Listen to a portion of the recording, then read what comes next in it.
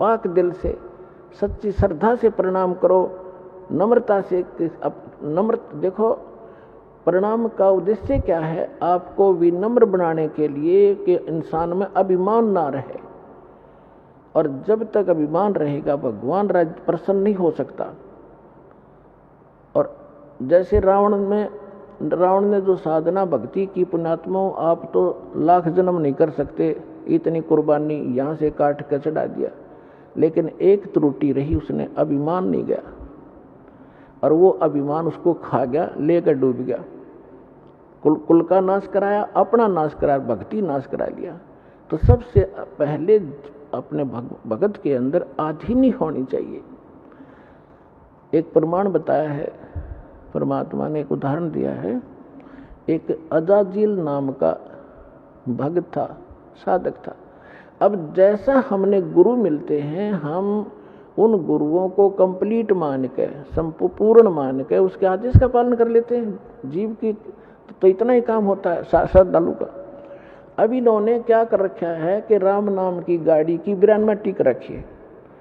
किसी ने एक पहिया ले रखा है, व्हील, उसको घुमा रखा है, जाइए राम नाम की गाड़ी, तुम भी दिखाओ इसको।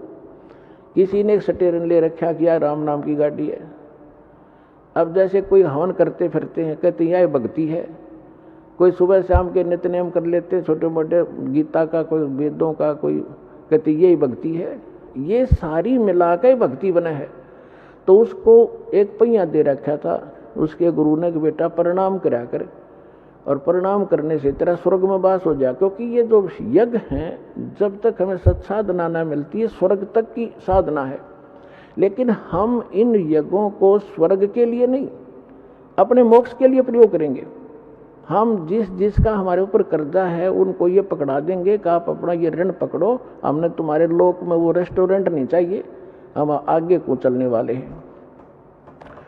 उस अजाजिल ने अपने जीवन काल में, पहले लाखों वर्षों की आयु होती थी, 1 अरब प्रणाम की, दंडवत प्रणाम लेट लेट के। और जब वो ऊपर गया, विष्णु जी को इष्ट मानता था, विष्णु जी के लोक में गया। अपने आत्मा जो भी क्रियाएं आप यहाँ कर रहे हो, जैसा भाव आपका है, आपकी भी ऐसी परीक्षा होगी त्रिकुटी पर जाकर। और जैसी श्रद्धा आपकी इस दास के प्रति यहाँ होगी, ऐसी वहाँ होगी, तो वहाँ परमात्मा आपको इस दास के रूप में मिलेगा।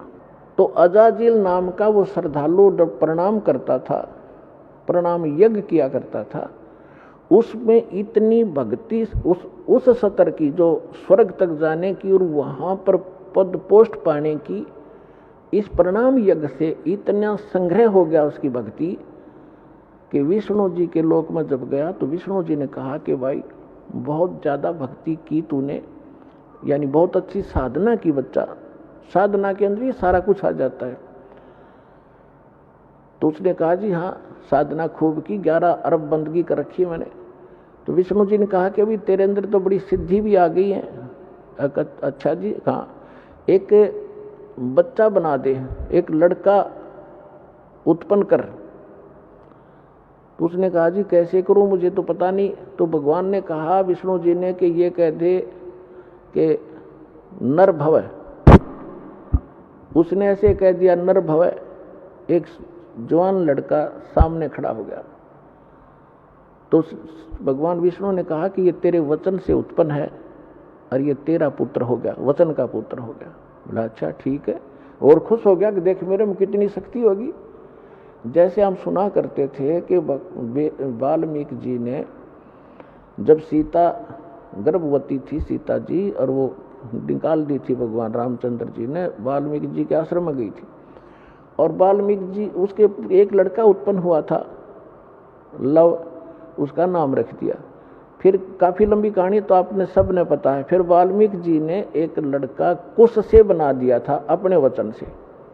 आज के युग में तो ये लोग मानने को तैयार नहीं, क्योंकि साइंस खा गई इनके बुद्धि ने, अध्यात्म वाली बुद्धि ने, लेकिन वो सही था।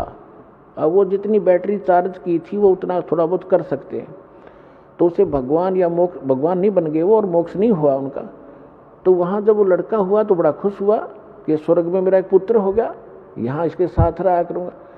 फिर भगवान विष्णु ने कहा कि अजाजिल इसको प्रणाम कर, दंडवत। अब वो तो उसका तो गेम में यही था, इसी मैच के कारण, गेम के कारण तो यूं इस पद पर पहुंचा था। तो उसने बोला ना करूं इसको। क्यों भाई? भगवान बोले क्यों नहीं करे इसको प्रणाम? कि ना करूं, ये तो मेरा पुत्र है, मेरे वचन से हुआ है। अब भगवान विष्णु ने सोचा ये तो भाई फेल हो गया परीक्षा में, फिर भी उन्होंने सोचा चल थोड़ा सा इसको ग्रेस मार्ग दे देता हूँ, जब बुद्धि काम कर जाती इसकी। उस लड़के को अपने जहाँ वो खड़े थे बाउंड्री के अंदर, उससे परली साइड भेज दिया। और उसमें एक गेट था, इतना एक बाईपास रास्ता था, उसमें झुक कर जाना पड़ता था नो बाहर निकलने के लिए। वो लड़का तो परली साइड निकल के खड़ा हो गया। अब भगवान ने सोचा इस अजाजिल को मैं इस गेट से निकाल ले चलता हूँ, और ये झुके ज्ञाना से झुक कर निकलेगा तो मैं मान लूंगा भी चल इसका ये नाश ना होगा भक्ति का, जिसी भी इसने भक्ति की है। तो भगवान भी समेत मुकुट के झुक के निकल के, उसका सामने लड़का खड़ा था। और अजाजिल से कहा कि आजा अजाजिल, तुझे स्वर्ग की सैर करा के लाता हूं।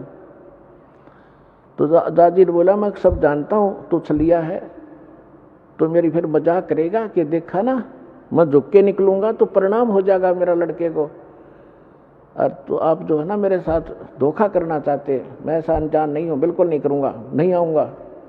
तो परमात्मा बोले जा भूतनी के निकल यहाँ से।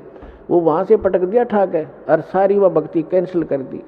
कहते हैं बेअदबी भावनी साहिब के ताही अजाजिल की बंदगी पलमा ही भाई। जब प्रणाम कर रहा है और जिस उद्देश्य को लेकर करा, फिर वो अकड़नियों की नो खाक तो ने वो साधना की, क्या रिहर्सल किया। तो पुण्यात्माओं, ये जो रिहर्सल आपसे कराई जाती है, कहते हैं जय गोपाल दंडवत कर और पैरा पड़ प्रणाम, दुआ करो दिल पाक से, असला असली इस्लाम। तो इस प्रकार आपको यहाँ जो रिहर्सल कराई जाती है, जो ज्ञान दिया जाता है, ये आपके इस भक्ति रूपी सफर में कदम कदम पर आपका काम आओगा। और ये प्लस और माइनस, ये फॉल पॉइंट आपको बताए जाते हैं ताकि आप इस भक्ति को नाश ना कर लो। कहते हैं जैसे माता गर्भकुंड, जैसे माता गर्भकुंड रखे यत्न बनाए, ठेस लगे ते क्षण होवे तेरी ऐसे भक्ति जावे। है